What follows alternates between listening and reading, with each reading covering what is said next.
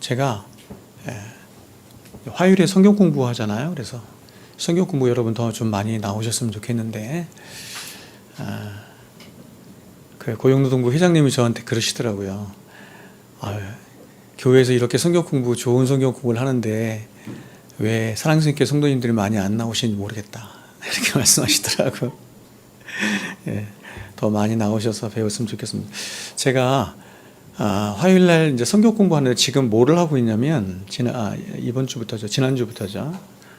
창조에 대해서 하고 있어요. 창조. 그래서 하나님의 창조에 대해서 제가 이제 성경 공부를 또 인도하려면 공부를 해야 되잖아요. 그래서 여러 책들을, 조직신학 책들을 이렇게 쭉 보고 있는데, 책들을 보면서 제가 좀 감명이 많이 되더라고요. 감명이 많이 되고, 그러면서 우리 성도님들에게 창조에 대해서 한번 설교를 좀 하면 좋겠다 하는 이런 마음이 굉장히 많이 들었어요. 그래서 이번 주에 조금 창조에 관한 책들을 조금 여러 권, 이제 조직신학 책도 그렇고 다른 책들도 그렇고 좀 살피면서 좀 준비를 좀 했는데, 좀 더 살피고 싶은 마음이 있어요.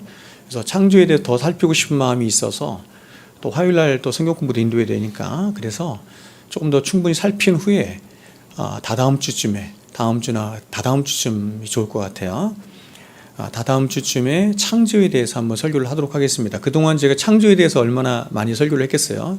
굉장히 많이 여러 번 설교를 했는데, 이번에는 좀 종합한, 혹은 또 이 시대의 어떤 시대 사조와 이렇게 맞물려서 창조에 대해서 제가 한번 설교를 하려고 좀 생각을 합니다. 전반기 교회에서 성경 읽기를 했죠. 성경 읽기를 했는데, 성경 읽기 시상하신 분들에게, 다 하신 분들에게 제가 책을 선물로 드렸는데, 이 책을 선물로 드렸어요. 그렇죠? 존 메가, 맞죠? 네, 받으셨죠? 읽어보셨어요? 읽고 있어요? 네. 그래서 이게 저는 이제 2010년도에 제가 이 책을 샀더라고요. 여기 항상 써놓는데, 2010년도에 이 책을 샀는데, 보시면 이제 제가 줄 치면서까지 막 동그라미 치고 막 하면서 굉장히 잘 읽었어요. 제가 이 존 메가더 목사님을 굉장히 사랑합니다. 존 메가더 목사님을 미국의 로이존스다 이렇게 부를 정도로 최고의 성경교사인데, 제가 이제 이 존 메가더 목사님 책을 뭐 수십 권 읽었을 거 아니에요. 근데 많은 존 메가더 목사님이 쓴 책들 중에서도 단연 최고 중에 최고 중에 한 권이 저는 이 책이라고 생각해요. 우주와 인간의 시작. 그래서 창세기 1장부터 3장까지를 강해한 책인데 너무 좋습니다. 그래서 저도 이제 어제부터 조금씩 보기 시작했는데 굉장히 좋더라고요. 예전에 이런 내용이 있었나 할 정도로 저는 이제 처음 보는 것 같은 그런 생각이 드는데, 여러분의 이천을 적극적으로 제가 추천을 드립니다. 이 책을 꼭 읽으시고, 저도 이 책도 읽고 다른 여러 책도 읽은 후에 2주 후에 제가 하나님의 창조에 대해서 여러분과 함께 한번 말씀을 나누는 시간을 갖도록 하겠습니다. 이 시대가 아까 제가 잠깐 기도하면서 그렇게 제가 고백했지만, 이 시대가 참으로 참 위험한 시대입니다. 위험한 시대. 어저께 제가 유튜브를 하나 우연히 딱 봤는데, 그 유튜브에 뭐가 나오냐면 미국 감리교 목사가 게이예요. 게이인데 감리교 목사예요. 게이인데 감리교 목사가 예배 인도하는 걸 이렇게 나왔어요. 이 게이 감리교 목사가 이렇게 이걸 뭐라고 하죠? 이렇게 뭘 걸쳤는데 다 레인보우 뭐죠? 갑자기 생각이 안 나. 레인보우가 한국어로 뭐예요? 무지개 색깔, 이게 동성애를 뜻하는 거 아니에요? 그런 거를 다 치장을 하고, 이 옷부터 시작해 다 그런 치장하고, 그리고 얼굴을 화장을 완전히 다 했어요. 얼굴을 화장을 무당처럼 아주 무섭게 했더라고요. 그렇게 하고 게이 목사가 나와서 설교를 하는데 정말 기가 막혔습니다. 그리고 설교를 하는 내용도 하나님의 말씀을 전하는 게 아니에요. 지금 미국에 있는 한국 목사님들이 파면을 지금 계속 당하고 있어요. 교단에서 계속 파면을 당하고 있어요. 제 친구도 지금 텍사스에서 감리교 목사로 있는데 한번 연락을 좀 해봐야 될 것 같아요. 감리교 목사들이 지금 계속 파면당하고 있습니다. 이유는 뭐냐면 동성애를 죄라고 말했기 때문이에요. 제가 방송에서 몇 번 봤는데 그 총회에서 사람이 나와서 예배 중에 목사가 이렇게 설교를 하고 있는데 예배 중에 나와서 끌어내려요. 내리고 그 총회에서 나온 사람이 이 목사를 오늘부로 파면합니다. 그것은 동성애를 반대했다는 이유입니다. 기가 막히죠? 그러니까 모든 교단들 중에서도 특히 이제 감리교가 미국에서는 가장 앞서가고 있는데 이 동성애 문제에 대해서 제가 이 동성애 문제에 대해서도 예전에 제가 잠시 언급했지만 여러분에게 한번 설교를 여러 시간에 나눠서 좀 설교를 할 계획을 제가 갖고 있습니다. 어떤 면에서 보면 이 세상에서 전 세계에서 가장 신앙적으로 안전한 나라가 우리나라가 아닌가 싶어요. 그 정도로 지금 굉장히 혼탁해 있어요. 이 사상 자체가 시대사초가 굉장히 혼탁해 있고 점점 어떻게 되냐면 이렇게 법제화되고 있어요. 법제화. 법으로 그것을 이렇게 규정하게 돼요. 법으로 규정하면 끝나는 거야. 유럽이나 미국이나 이런 데는 지금 다 그렇게 돼가고 있죠. 우리나라는 아직 그 정도는 아닌데 곧 됩니다. 곧 머지않은 시간에 곧 됩니다. 그럴 때 그것이 무엇인지 말씀으로 알고 분별하고 확신한 자와 그렇지 않은 자는 완전히 달라요. 그래서 제가 여러분에게 좀 그런 부분들을 설교하고 가르쳐야 되겠다라고 하는 생각을 제가 가지고 있습니다. 정말 마지막 때가 온 것 같아요. 마지막 때가 온 것 같습니다. 자, 오늘은 계속해서 제가 창세기 말씀 강해를 하도록 하겠습니다. 창세기 16장 말씀 가지고 육신의 아들 이스마엘이라는 제목으로 말씀 전하도록 하겠습니다. 자, 오늘 본문은 우리가 잘 알고 있는 이스마엘에 관한 이야기입니다. 자, 여러분 이스마엘 하면 가장 뭐가 먼저 떠오르십니까? 우리는 보통 성경을 읽다가 이 이스마엘이 나오면 이스마엘은 참 태어나지 말아야 할 사람이구나 하는 생각을 하곤 합니다. 왜냐하면 이 이스마엘이라는 사람 자체가 하나님의 언약에서 멀리 떨어져 있는 사람이에요. 하나님의 언약과는 무관한 사람이에요. 쉽게 말하면 구원받지 못한 사람의 가장 대표적인 표상이 누구냐면 이스마엘이에요. 그리고 실제로 이 이스마엘의 출생은 아브라함의 가문에 큰 고통을 주었을 뿐만 아니라 역사적으로도 믿음의 계보 안에 있는 사람들을 계속해서 괴롭히고 핍박한 사람들이 누구냐면 바로 이 이스마엘 자손들이에요. 유럽에 지금 그렇죠? 아랍권을 이루고 있는 대부분의 사람들의 조상이 누구냐? 이스마엘이에요. 그래서 우리는 이 창세기 16장이 마치 성경에서 가장 필요 없는 말씀 중에 하나가 아닌가 하는 생각마저 들곤 합니다. 그렇다면 과연 성경은 왜 구원받지도 못한 인생인 이 이스마엘과 같은 사람의 이야기를 이렇게 많은 성경을 이렇게 할애를 해서 다루고 있는 것일까요? 그것은 지금 이 이스마엘의 이야기가 우리가 신앙생활하는 데 있어서 우리의 믿음과 신앙을 이야기하는 가장 결정적인 원리를 우리에게 제공해주고 있기 때문에 그렇습니다. 여러분, 우리가 지난 주일에 함께 나누었던 것처럼 이제 아브라함에게서 한 아들이 태어납니다. 아브라함은 평생 자기가 자녀를 못 볼 줄 알았는데 아들이 태어나요. 그리고 그 아들의 자손들도 하늘의 별처럼 번창하게 될 것입니다. 그런데 문제가 하나 있어요. 그것은 이 아들이 하나님의 약속으로 주신 아들이 아니라는 것입니다. 하나님이 언약 가운데 약속으로 주신 아들이 아니라는 것입니다. 하나님은 아브라함에게 아들을 주시겠다라고 약속을 하셨지만 그러나 지금 이 아들은 아브라함과 사라에게 약속하신 그 약속의 아들이 아니라 아브라함과 사라가 하나님의 약속을 기다리지 못해서 자신들의 열심과 혹은 인간적인 방법과 세상적인 통념을 따라서 이방 여인 하갈을 통해서 낳은 육신의 아들이 바로 이스마엘이에요. 10절은 이렇게 말합니다. 여호와의 사자가 또 그에게 이르되 내가 네 씨를 크게 번성할 그 수가 많아 셀 수 없게 하리라 이렇게 말합니다. 여러분, 우리는 지금 이 말씀을 대하면서 두 가지 큰 의문점을 갖게 되는데, 첫 번째 의문점은 뭐냐면 하갈을 통해 태어난 이 아들이 과연 하나님이 약속을 통해 주신 약속의 아들과 어떤 면에서 다른가 하는 것입니다. 이게 첫 번째예요. 이스마엘도 이삭도 분명 아브라함의 아들이죠.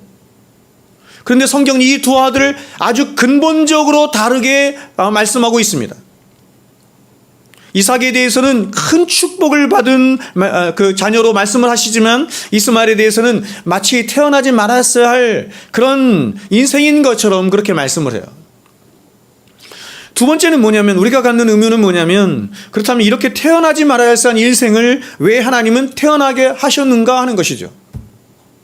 하나님은 이삭처럼 복받은 인생이 아니라면 왜 이런 인생을 태어나게 하신 것일까? 태어나게 하신 분은 하나님이잖아요. 우리는 먼저 오늘 본문을 통해 우리의 구원에 관한 굉장히 중요한 원리를 하나 깨닫게 됩니다. 그것은 이렇습니다. 믿음의 조상이라고 하는 아브라함이 낳은 아들이라 할지라도 하나님의 약속이 없고 하나님의 말씀이 없이는, 다시 말해서 요한복음 13장의 말씀처럼 하나님께로부터 난 자들이 아니라면 하나님과 전혀 상관없는 자들이 될 수 있음을 말씀하는 거예요. 하나님께로 난 자들이 아닌 자들은 하나님과 상관이 없는 자들이에요. 영접하는 자, 곧 그 이름을 믿는 자들에게는 하나님의 자녀가 되는 권세를 주셨죠. 빛이 세상에 왔는데 그 빛을 알아보는 자가 없어요. 죄로 인해서 모든 인생들이 그 빛을, 하나님을 알아보질 못해요. 그분을 영접하지 않아요. 그런데 영접하는 자가 생겼어요. 그가 누구냐?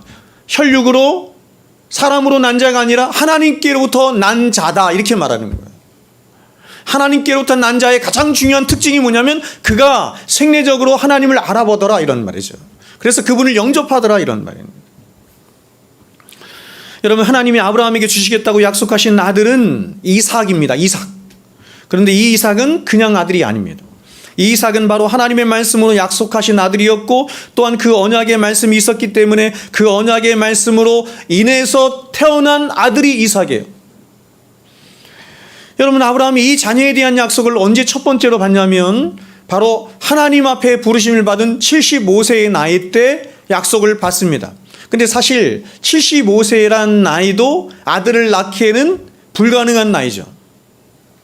그러니까 처음부터 아브라함에게 이제 자녀에 대한 약속을 하신 이 하나님의 약속은 거의 이루어지지 않을 불가능한 약속을 하나님이 75세 때 하신 거예요.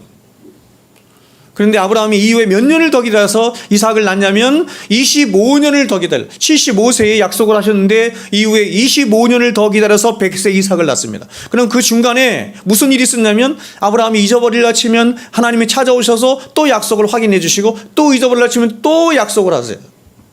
그래서 괴로움이 더 증가하는 거예요. 하나님은 아브라함에게 여러 차례에 걸쳐서 나타나셔서 이 자녀에 대한 약속을 여러 번 하셨지만 결국 이삭을 주신 때는 언제냐면 아브라함의 나이 100세 때입니다. 그러면 하나님 왜 그렇게 하셨습니까? 지난 시간에 나왔죠? 바로 그것은 인간의 모든 기대와 소망이 다 포기되어지는 하나님의 카이로스의 때, 그때를 하나님이 정하신 때가 언제냐면 아브라함의 나이 100세예요. 즉, 이 100세라고 하는 나이는 사람이 생각하고 판단할 수 있는 그런 모든 인간적인 기대와 방법이 다 포기되어지고 기각되어지는 때가 100세예요. 물론 75세 때도 그렇습니다. 85세 때도 그렇습니다. 근데 하나님은 확실히 하고 싶은 거예요. 그래서 100세까지 기다리신 거예요. 이 100세라고 하는 나이는 이제 사람이 생각하고 판단할 때 절대적으로 인간적인 어떤 수단이나 방법으로는 자녀를 잉태할 수 없는 그런 불가능한 나이가 100세예요. 100세 된 할아버지, 90세 된 할머니가 자녀를 낳을 수 없습니다. 그것은 누구라도 동의하는 바입니다. 그러면 이제 아브라함에게 남은 것은 딱 하나만 남았는데, 그것은 바로 하나님이 아브라함에게 약속하신 언약의 말씀 하나만 남은 것입니다. 그러니까 이제 사람이 생각하고 판단하고 기대할 수 있는 세상의 어떤 생각이나 이론이나 방법으로는 도저히 불가능한 그런 절체절명의 불가능한 이 상황에서 오직 한 가지 남은 하나님의 말씀이 그런 모든 인간적인 한계와 기대와 생각을 다 뛰어넘어서 아브라함과 사레의 이 신체의 놀라운 기적의 변화를 일으키면서 잉태를 시킨 것입니다. 그렇죠? 마치 누구랑 비슷하죠? 예수님을 낳은 동정녀 마리아와 비슷하죠. 그래서 바로 이 말씀을 통해서 사레가 임신하게 되고 결국 이삭을 낳게 된 것입니다. 그러므로 결국 이 이삭을 낳은 것은 아브라함과 사레가 낳은 것이 아니라 바로 하나님의 말씀, 하나님의 약속이 낳은 거예요.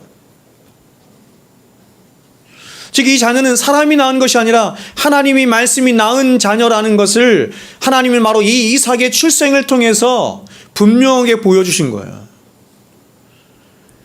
그러니 여러분, 이 이삭이 출생해서 이제 이삭이 자라면서 막 걸어다니고 사람들과 대화하고 그 키가 자라고 몸이 자라고 하는 것을 보면서 사람들이 굉장히 신기해하지 않겠어요? 100세 된 할아버지에서 90세 된 할머니에게서 나온 자녀야. 무슨 생각을 했겠어요, 여러분? 이것을 가장 분명하게 인식하고 아는 사람은 아마도 아브라함과 사라일 것이면, 이건 하나님의 약속으로 말미암은 자녀일 것이다.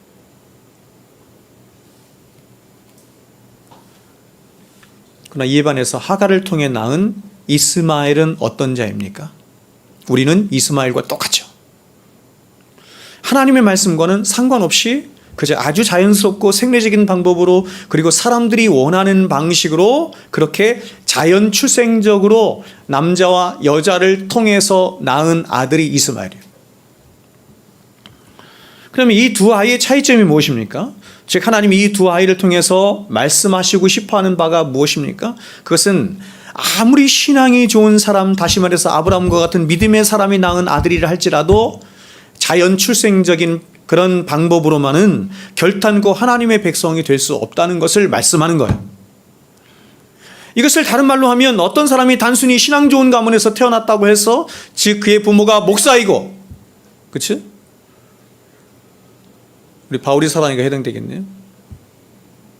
그의 부모가 목사이고 장로이고 집사라고 해서, 또한 어떤 사람이 오랜 시간 교회를 다녔다고 해서, 또 교회 안에서 좋은 신앙교육을 받았다고 해서, 평생을 교회에 출석하고 교회를 위해 헌신했다고 해서 그가 하나님의 백성이 될 수 있는 것은 아니라는 것입니다. 그런 것으로. 성경은 한 번도 그런 것으로 하나님의 백성이 되는 증거라고 말씀한 적이 없어요.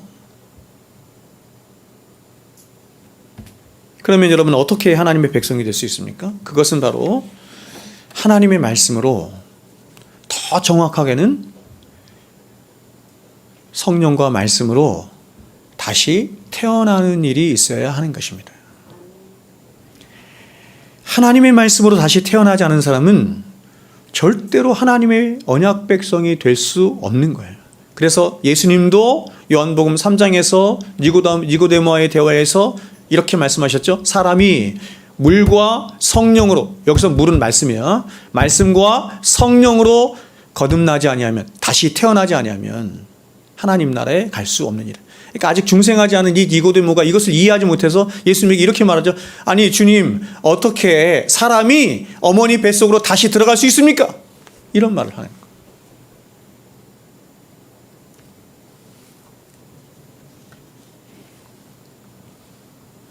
여러분이 거듭남이 무엇인지 압니까?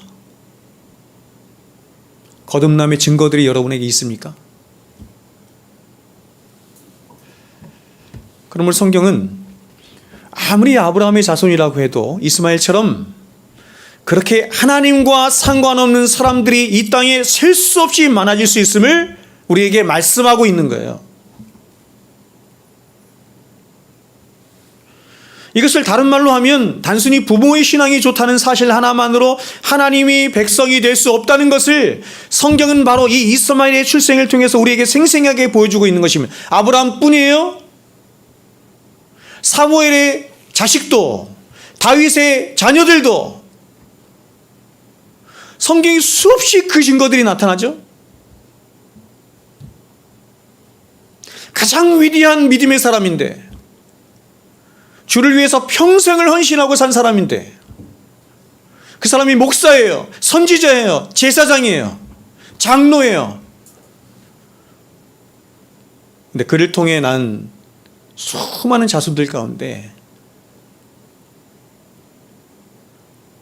이스마엘과 같은 자들이 수없이 많이.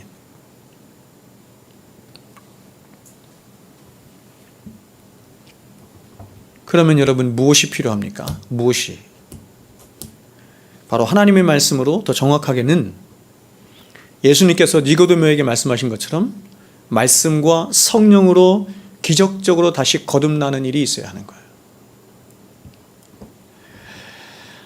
바로 이것을 가장 생생하게 보여주는 것이 바로 이삭의 출생입니다.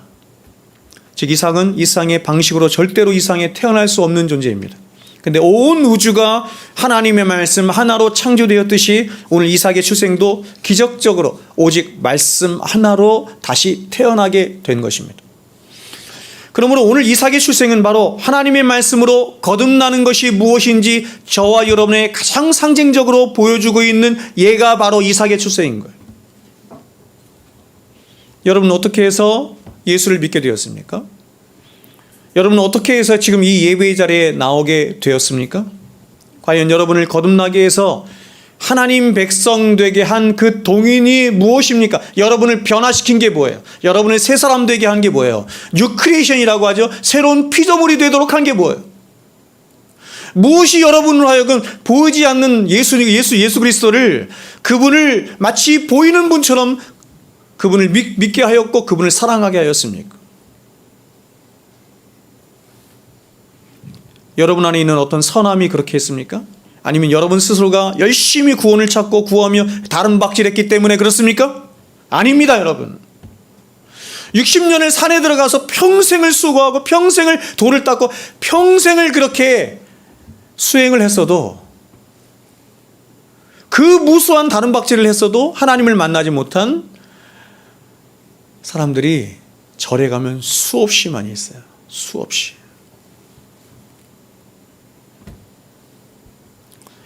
세상의 대부분의 종교들은 기독교와 완전히 반대인데 세상의 대부분의 종교들은 다 율법주의입니다. 다 공로주의입니다. 사람 편에서 하나님을 찾아가는 것입니다. 신을 찾아가는 방식이에요. 그러니까 세상의 모든 종교들은 자신들 편에서 자신의 의지와 공로와 또 어떤 열심과 다른 박질과 공로와 수행과 이 모든 것들을 가지고 신을 찾아가는 거거든요. 못 찾아요. 못 찾아요. 기독교 안에 만일 그렇게 해서 하나님을 찾아 만난 사람이 있다고 한다면 그 사람은 하나님을 만난 사람이 아니에요. 그 하나님은 하나님이 아닙니다. 기독교는 철저하게 하나님이 우리를 찾아오십니다. 그래서 로마서 9장 16절에서 이렇게 말하는 거예요. 그런즉 원하는 자로 말미암음도 아니고 우리가 원한다고 되는 게 아니에요. 다른 박질하는 자로 말미암음도 아니에요. 열심히 달린다고 해서 되는 게 아니에요. 오직 긍휼히 여기시는 하나님의 은혜로 말미암음이니라. 아담 안에 있는 저와 여러분이 아무리 노력하고 다른 박질을 해봐야 저와 여러분 안에서 나오는 것은 이스마엘 뿐이에요. 이스마엘. 여기 우리 자녀들이 많이 있죠? 다 이스마엘이에요.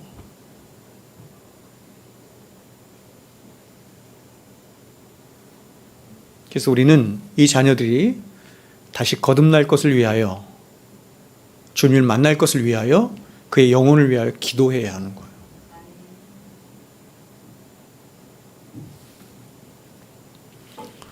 저와 여러분은 모두가 한결같이 이스마엘과 같이 태어난 존재일 뿐만 아니라 이스마엘과 같은 존재를 또한 재생해낼 수밖에 없는 그런 이스마엘과 같은 기질과 이스마엘과 같은 본성과 이스마엘과 같은 삶의 방식을 타고난 자들이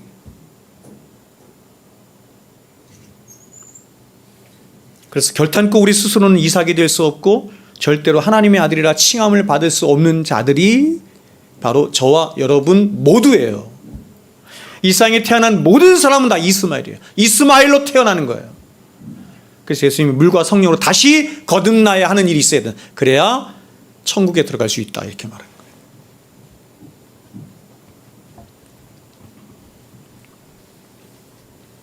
이런 이스마엘과 같은 저와 여러분 안에 예수 안에 있는 생명의 말씀이 임해야. 그래서 마치 천지 만물이 하나님의 말씀 하나로 창조되었듯이 저와 여러분 역시도 그 예수 안에 있는 생명의 말씀으로 말미암은 새 창조의 역사가 있어야 우리가 구원받은 하나님의 백성이 될 수 있는 거예요. 거듭나야, 다시 태어나야 그제서야 들리는 거예요. 그래서 어떤 면에 저는 이런 생각이 들어요. 뭐냐면 이렇게 말씀을 전하다 보면 말씀을 못 듣는 사람이 있어요. 강제적으로 말씀을 듣게 할 수 있나? 안 들리는걸요? 못 알아듣는걸요. 그럼에도 불구하고 부모는 어떻게 되냐면 너 정신 차리고 말씀 들어야 돼. 왜? 이유가 뭐예요? 그럼에도 불구하고 믿음은 들음에서 나기 때문입니다. 듣지 않고는 불가능해요. 그래서 말씀을 잘 듣지 못하는 우리 자녀들에게 야단쳐야 돼. 그의 영혼을 위해서.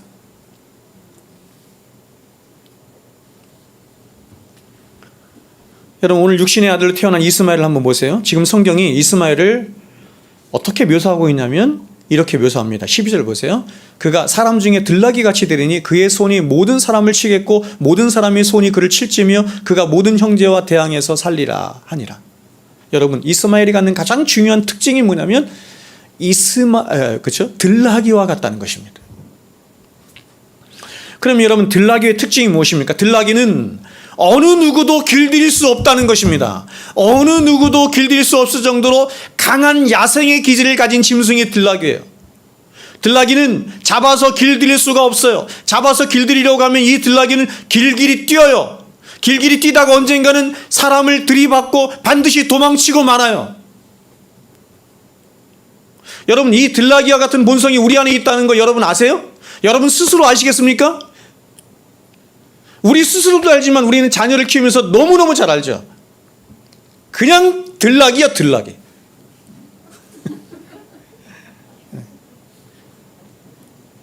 정말 지겹게 말 안 듣죠.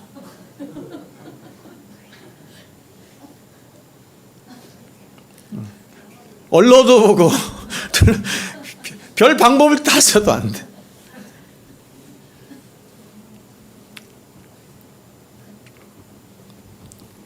지금 하나님이 성경을 통해서 우리가 들나귀와 같다라고 말씀하신 것은 이런 뜻이에요. 그것은 뭐냐면 하나님의 말씀으로 도저히 길들여지지 않는 영적인 들나귀를 말씀하시는 거예요. 제가 창조에 대해서 나중에 다시 말씀드리겠지만 여러분 보세요.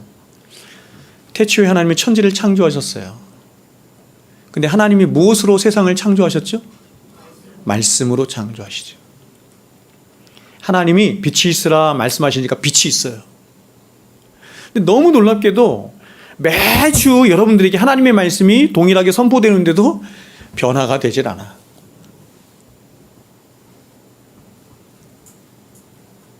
그만큼 여러분 안에 있는 죄가 무서운 거라는 걸 말하는 거예요.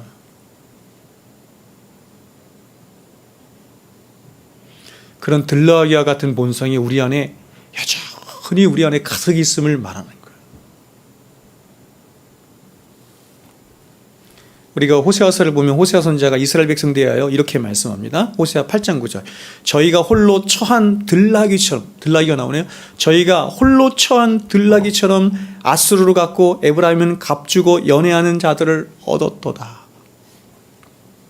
하나님 보시기에 이스라엘 백성들은 뭐냐면 들나귀 같아서 도저히 길들여지지 않는다는 것입니다. 아무리 이들에게 하나님이 말씀하시고 또 말씀하셔도 또 매를 들어서 이들에게 고난을 주시고 이들을 쳐도 이들은 도무지 알아먹지를 못하고 결국 자신들이 하고 싶은 대로 한다, 이렇게 말씀하는 거예요.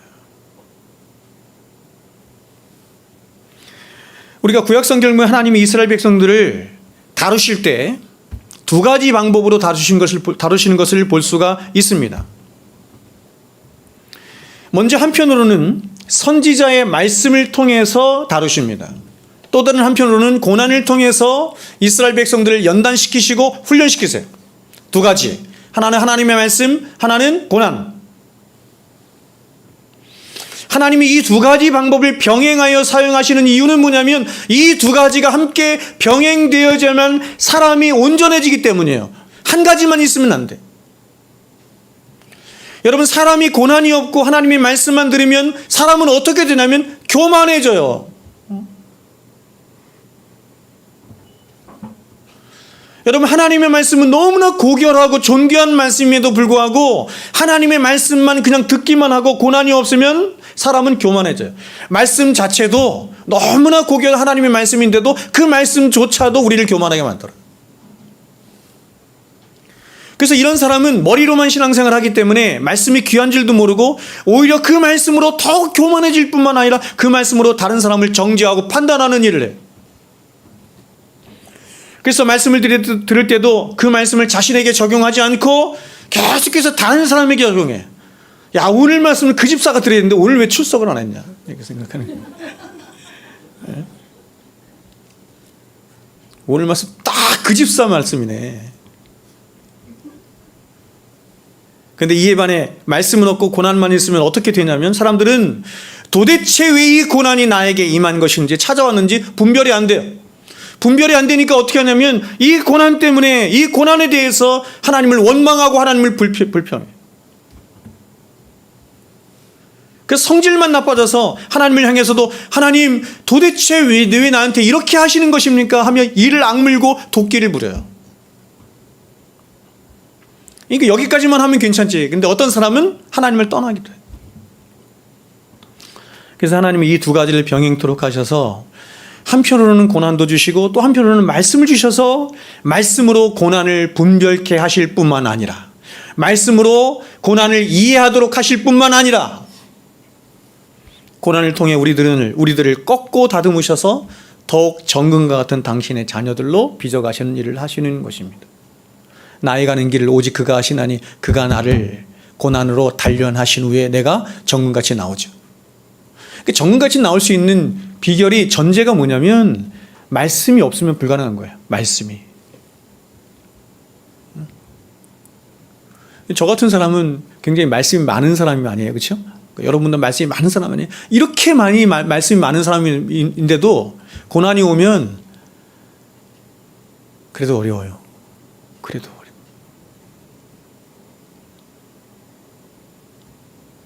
즉각적으로 저의 본성이 고난이 오거나 어려움이 오거나 삶에 여러 가지 복잡한 일이 벌어질 때 저는 거의 그런 것 같아요. 즉각적으로 말씀 앞에 갑니다. 말씀으로 분별하려고 해요. 그런데 그 말씀을 그렇게 분별되고 이해되고 해석된 말씀을 내 것으로 받아들이는 데는 굉장히 시간이 걸려요. 그러나 시간이 걸리지만 반드시 그 말씀이 해석해요. 반드시 그 말씀이 내 상황이나 형편이나 사건이나 모든 것들을 바르게 해석시키고 바르게 분별하도록 하고 바르게 판별하도록 해요. 근데 말씀이 없으면 그것조차도 못해. 세상 사람들과 똑같아.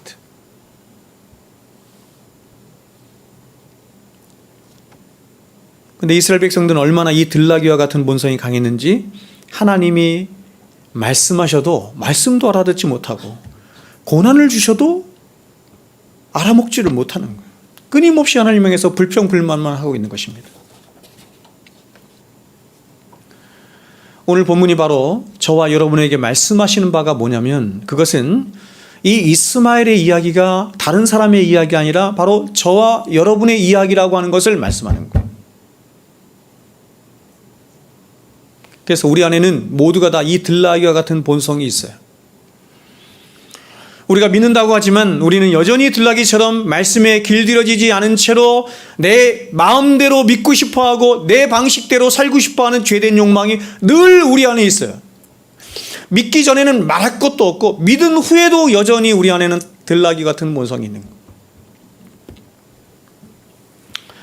그러므로 우리가 말씀과 성령 안에서 날마다 죽는 일이 없이는 우리 안에 있는 이 들나귀와 같은 야수성은 절대 없어지지 않는 거예요. 나라고 하는 자아가 말씀과 성령으로 날마다 죽는 일이 있어야 그때 비로소 우리 안에 있는 하나님의 은혜가 온전히 이루어져서 은혜가 왕노릇할 수 있는 이 터전이 생기는 거예요. 그러므로 우리가 신앙생활하면서 이렇게 무기력하고 부패한 우리 자신, 들나귀와 같은 우리 자신, 아, 나는 들나귀네. 다른 말로 해볼까요? 나는 마귀 새끼네. 이것을 깨닫는 것이 가장 절대적으로 중요한 것입니다. 그렇지 않겠어요?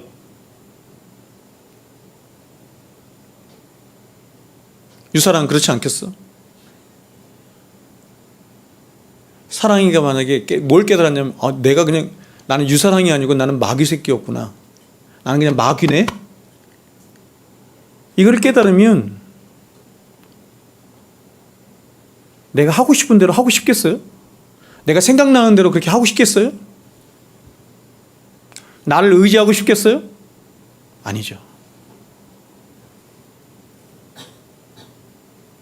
내가 의지할 분은 오직 하나님 한 분밖에 없다는 사실을, 내가 들나귀와 같은 자라는 것을 깨닫는 그 깨달음을 통해서 갖게 되는 거예요.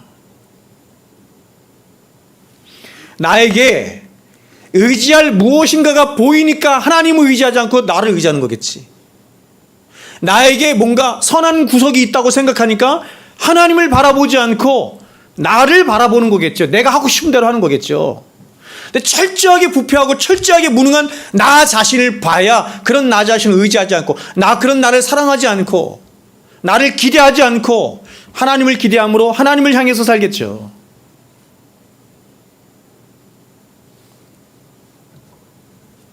그래서 여러분, 우리가 우리 자신의 진짜 실체를 바라보지 않은 채로는 우리는 절대로 하나님의 은혜가 무엇인지 모르고 하나님의 은혜 안에 거할 수 없어요. 기독교 신앙의 목적은 뭐냐면 은혜를 알고 깨달아서 은혜 안에 거하고 은혜 안에 살도록 하는 게 목적인데, 내가 누구인지를 모르면 그 기독교 신앙은 이루어질 수가 없는 거예요. 우리가 신앙생활하면서 그래서 이렇게 무기력하고 부패한 우리 자신을 깨닫는 일이 얼마나 절대적으로 중요한지 모르겠습니다. 우리가 우리 자신의 실체를 바라보지 않은 채로는 우리는 절대로 하나님의 은혜가 무엇인지도 모르고 은혜 안에 거할 수도 없어요. 그러므로 우리가 하나님 앞에서 얼마나 부패하고 쓸모없는 존재인지를 실제적으로 봐야, 그래서 내 자신에 대해서 정말 철저하리만큼 실망하고 좌절해 봐야, 그제서야 비로소 우리 안에 있는 이 들나귀의 기질들이 하나씩 풀려지는 거예요. 그러면서 그렇게 풀려진 우리의 본성 안에 하나님의 은혜가 하나씩 자리를 잡으면서 그 하나님의 은혜가 왕노릇하는 일이 있게 되는 거예요. 하나님의 은혜는 울타리 안에 있는 은혜입니다. 이 울타리는 바로 하나님과의 언약 관계 안에 있는 울타리입니다. 그런데 우리가 이 울타리 안으로 들어가려면 바로 내 자신의 실체를 분명히 봐서 내가 죽고 나를 부인하는 일이 있어야 비로소 그것이 가능하게 되는 거예요. 내가 하나님 앞에서 얼마나 아무것도 아닌 티끌이요 흙이며 죄인이라는 사실을 알고 깨달을 때, 그래서 이 세상에서 나를 가장 어렵게 하고 나를 힘들게 하고 내 인생의 가장 큰 대적이 바깥으로는 마귀고 내 안으로는 내 자신이라는 것을 알아야 그때 비로소 이런 우리의 상한 심령 안에 하나님의 은혜가 임하게 되는 거예요. 여러분, 저와 여러분이 과연 하나님의 백성이 된다는 것이 무엇을 의미하는 것입니까? 단순히 우리가 기독교 가정에 태어나서 입술로 주를 고백하며 교회에 열심히 출석하고 봉사하면, 조금 더 적극적으로 말해서 무엇인가 선한 일을 하고 세상에 기여를 하는 삶을 살면 하나님의 백성이 됩니까? 제가 여러분에게 한번 말씀드렸죠? 제가 필리핀에 가보니, 단기 선교에서 필리핀에 가보니 막 이 밀림이 있거든요. 이제 밀림을 이렇게 지나가다 보면 교회가 하나씩 뚝뚝 서 있어요. 교회가 콘크리트로 지은 교회가 이렇게 하나씩 뚝뚝 서 있거든요. 근데 선교사님이 지나가면서 설명해 주는 거예요. 저 교회는 어느 교회 권사님이 세우신 겁니다. 또 지나가다가 저 교회는 어느 교회 권사님이 세우신 거죠. 그 당시 돈으로 한 1,500에서 2,000만 원이면 교회를 하나 세운대요. 1,500에서 2,000만 원. 그러니까 권사님들의 로망 중에 하나가 뭐냐면 교회 하나 세우는 거야. 교회 하나 세우는 것. 어떤 권사님은 착하고 좋은 마음으로 정말 주를 위해서 그렇게 하는 경우도 있을 것입니다. 그러나 많은 경우는 그렇지 않고 담보하는 거예요. 하나님, 내가 교회 세웠어요. 내가 권사예요. 내가 장로예요. 이게 불안한 거예요. 그게 여러분의 구원을 담보합니까?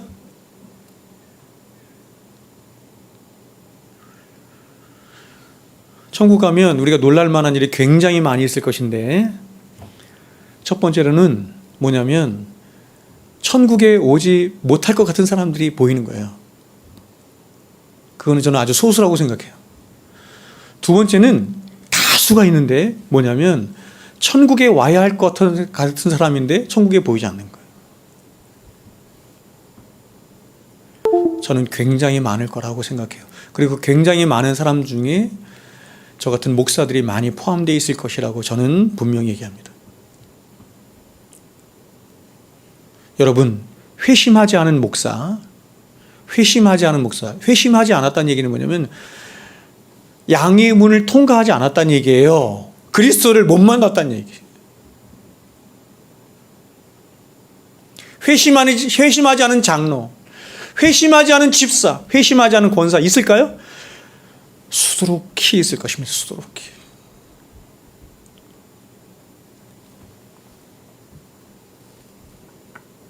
하나님의 백성이 되는 것은, 그러니까 목사니 장로니 이런 건 다 껍데기고 쓰레기고, 한국 교회가 이렇게 어려운 이유 중에 하나가 뭐냐면 교회 안에 회심하지 못한 이스마엘들이 목사가 되고 장로가 되고 직분자가 돼서 그래요. 교회를 세워나가는 사람들이 그런 사람들인데 그 사람들이 회심하지 못한 거야. 이스마엘인 거예요.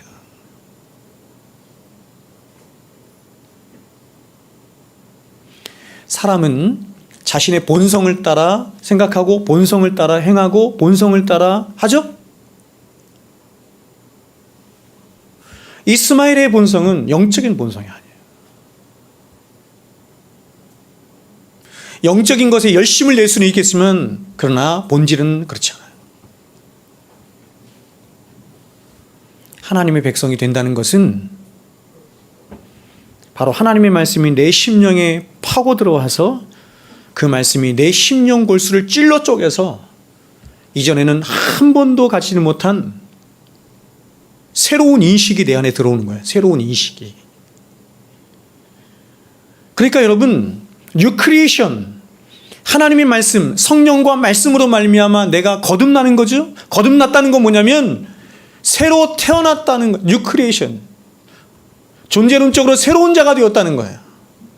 새로운 자가 되면 새로운 자각이 생겨요. 인식론적으로.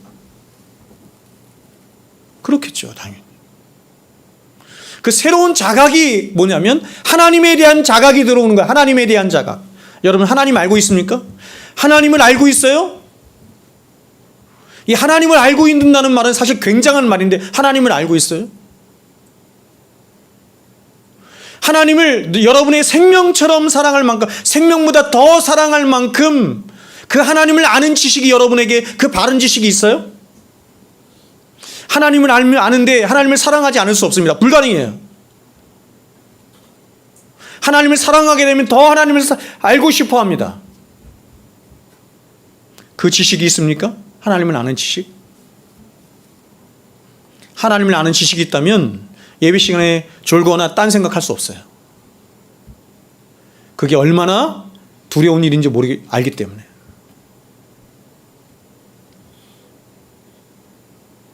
두 번째 지식은 뭐냐면 하나님을 아는 지식과 더불어서 그 지식으로 말미암아 내가 누구인지를 알게 되는 거예요. 내가.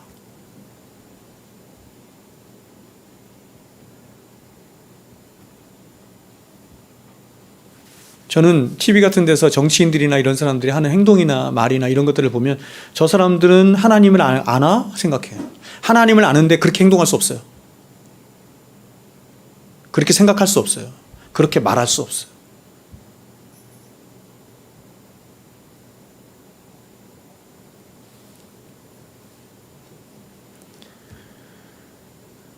내 자아가 얼마나 하나님 앞에서 부패하고 무능하고 쓸모없고 아무것도 아닌 자인지를 바로 보고 깨닫는 것으로부터 우리의 구원이 시작이 되는 거예요. 그러므로 교회에 20년, 30년을 다녔어도 이 자각이 내 안에 있지 않으면 그 사람은 아직 중생을 못한 거예요.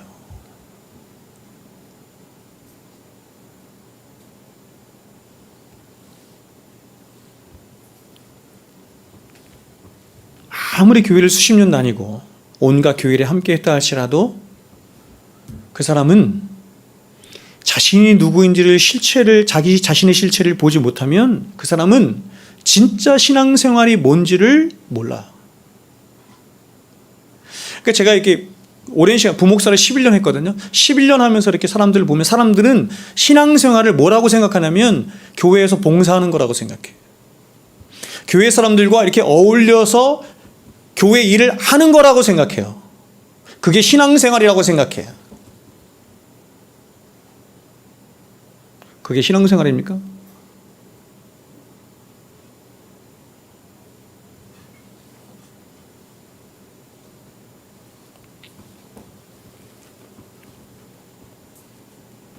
여러분, 왜 조국교회 안에 그 많은 분쟁들이 있고 날마다 서로 다투고 반목하는 일들이 있는 줄 아십니까?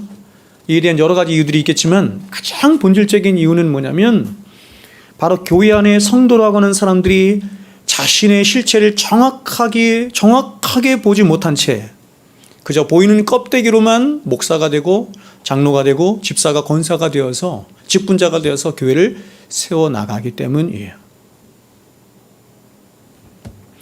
교회 안에 거듭나지 않은 이스마엘들이 교회 안에 진을 치고 있는 거예요.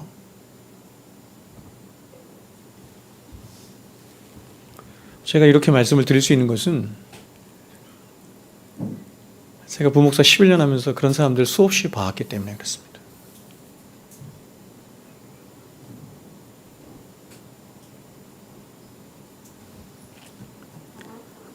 그래서 직분자를 시키면 안 되는 거예요.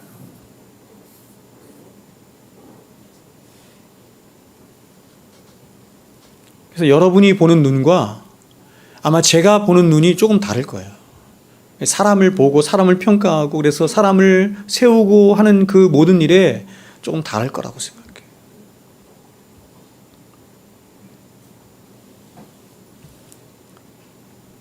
교회 안에 장로, 집사, 권사와 같은 중직자들을 세우는 일은 교회의 몸을 세워나가는 일에 얼마나 중요한 일인지 모르겠습니다. 그런데 여러분, 이렇게 교회를 세워나가도록 부르심을 입은 중직자들 가운데 여전히 회심하지 못한 채 여전히 자기 자신을 정확하게 보지 못한 사람들이 교회 안에 부지기수로 많이 있는 것입니다.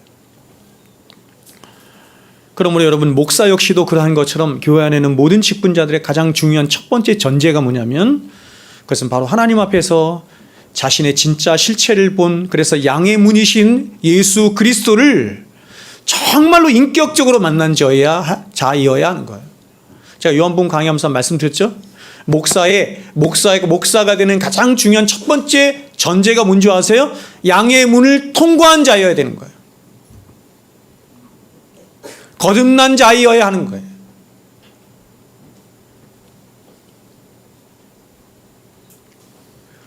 목사의 직분도, 장로의 직분도, 집사의 직분도, 모든 교회 내의 직분은 어디서부터 출발하는 거냐면 거듭남 안에 있는 생명으로부터 출발하는 거예요. 거듭난 자가 해야 되는 거예요.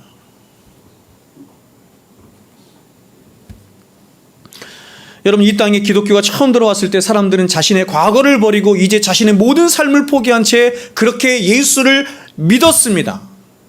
바로 이들에게는 예수가 전부였습니다. 예수를 생명 걸고 믿었습니다. 얼마 전에 옥하는 목사님 설교를 짧은 걸 하나 들었는데 그 목사님 그렇게 설교를 하시더라고요. 우리나라 이게 초창기 기독교가 왜 그렇게 부흥하고 그 사람들이 그렇게 신앙이 좋았던 이유가 뭐냐면 너무나 가난했기 때문이래. 우리나라가 너무나 가난했기 때문에. 그러니까 사는 것도 너무너무 힘들어. 너무 가난해. 그러니까 삶에서 이렇게 너무나 많은 실패를 보고 있는데 신앙에서는 실패를 볼 수 없다는 거예요. 그러니까 생명 걸고 믿는다는 거예요. 조금 어폐가 있긴 하지만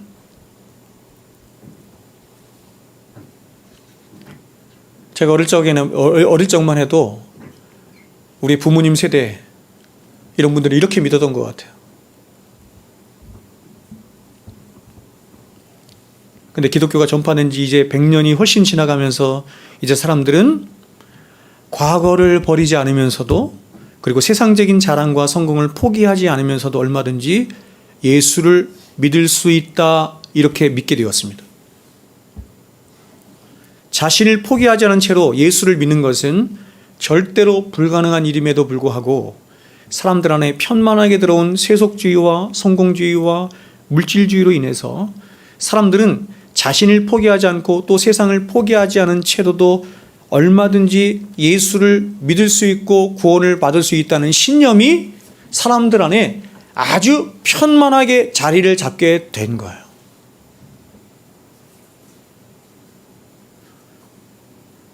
이 세속주의와 물질주의가 무서운 게 뭐냐면, 성도들이 그런 생각을 갖고 있으니까 목사가 하나님 말씀에 초점을 맞춰서 그 말씀을 전하고자 애를 쓴 것이 아니라 그 사람들에게 포커스를 맞추고 사람들의 비율을 맞추는 목회를 한 거예요.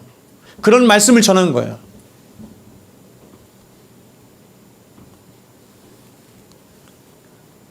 그래서 여러분, 자신을 포기하지 않은 채로도 얼마든지 기독교 신앙을 가질 수 있다는 신념이, 그건 믿음이 아니죠. 그런 신념이 사람들 안에 자리를 잡게 되는데, 성경은 그런 기독교는 없다 이렇게 말해요. 그런 기독교는 없어요. 나를 따라오려거든 자기를 부인하고 날마다 제 십자가를 지고 나를 쫓을 것이니라. 자기를 부인하지 않은 채로, 당연히 자기를 부인하겠지, 자기가 누구인지를 알면. 그렇지 않겠어요?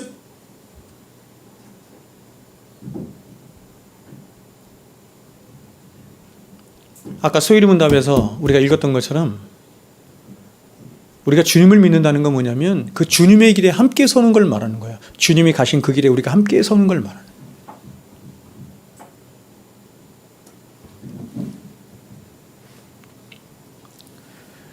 오늘날 기독교는 정말 많이 왜곡되어 있고 잘못되어 있습니다. 그래서 이제 이런 왜곡되고 피상적인 복음과 신앙으로 인해서 한국교회는 이제 점점 더 복음의 능력도 잃어가고 하나님의 은혜도 알지 못하는 복음의 2류, 3류 국가로 점점 전락해 가고 있습니다. 아니 50년, 60년 전만 해도 한국교회는 놀라운 교회였어요. 정말 초대교회 신앙 그대로 물려받은 그런 신앙인들이 굉장히 많았습니다.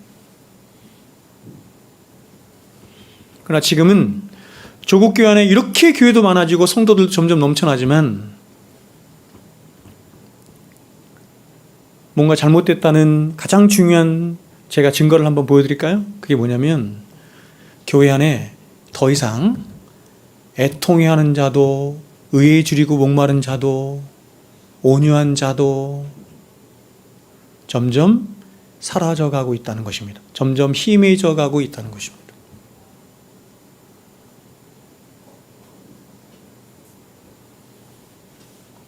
사람들은 이러한 얄팍한 신앙으로 인해서 고난이 찾아오고 시험이 찾아오면 약간 겸손해지는 것 같다가도 다시 그 고난이 없어지면 금세 들나귀의 모습으로 돌아가는 것입니다.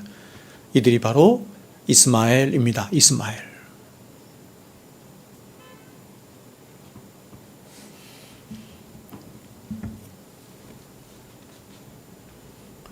그러니까 오늘 한국교회는 너무 이스마엘이 이렇게 들어오고 이스마엘이 번성하고 이스마엘이 주장하고 하는 것들을 너무 허용을 한 거예요. 허용.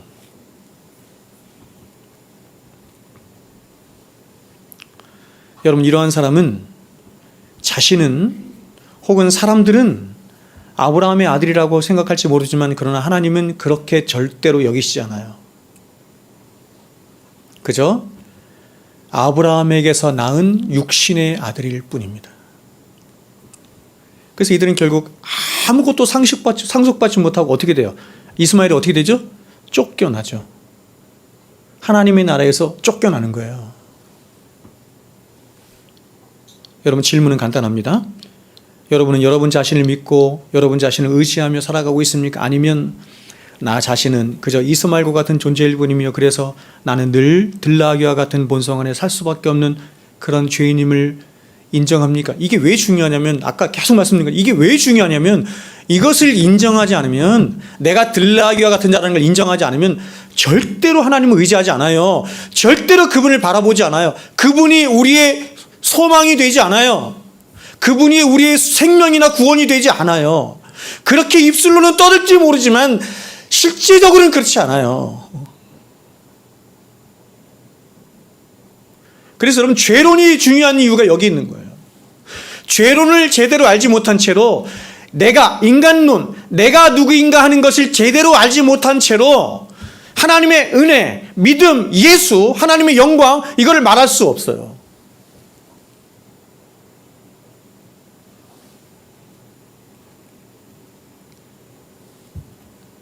자기가 들나귀 같은 자인지 모르는 상태에서, 이스마엘인데, 이스마엘로 아브라함의 가문 안에 그렇게 오랜 시간 동안 있잖아요. 있을 수 있는 거예요, 여러분. 회심하지 않은 채로, 하나님 백성이 아닌 채로 수십 년, 아니 평생을 목사로 살기도 하고 장로로 살기도 하고 껍데기로.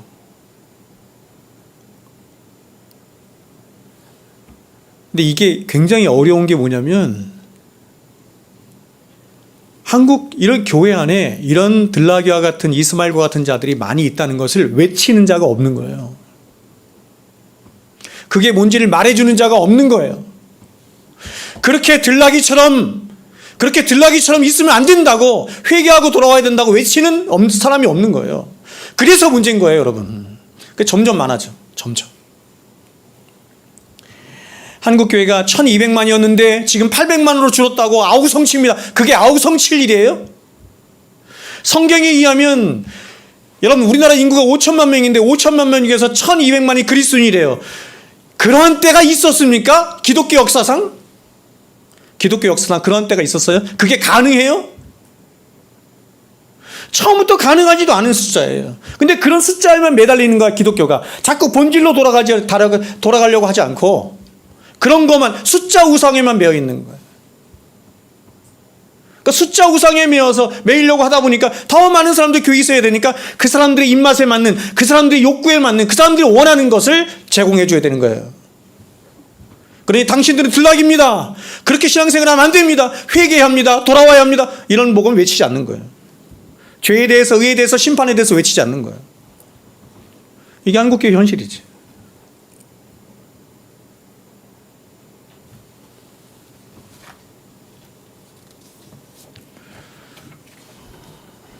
말씀 뵙겠습니다, 여러분. 좋은 추석날에 갑자기 비를 받아가지고 죄송합니다. 제가, 여러분 저 보세요. 목사로서 여러분 앞에 서 있는 이유는 하나예요. 하나. 제가 대학교 시절에 제 평생에 주장하는 말씀으로 삼은 게 요한복음 10장 10절 말씀인데 이겁니다. 양으로 생명을 얻게 하고 더 풍성히 얻게 하려는 것이라. 사도 바울이 사도행전 20장에서 에베소 교회, 그렇죠? 에베소 성도들 향해서 장로들에게 이제 자신이 2년 반 동안 혹은 3년 동안 목회한 것을 회상하며 얘기할 때 이렇게 얘기합니다. 너에게 유익한 모든 것을 내가 밤낮을 가리지 않고 가르치고 모든 눈물과 겸손이며 밤낮으로 너에게 유익한 모든 것을 가르치고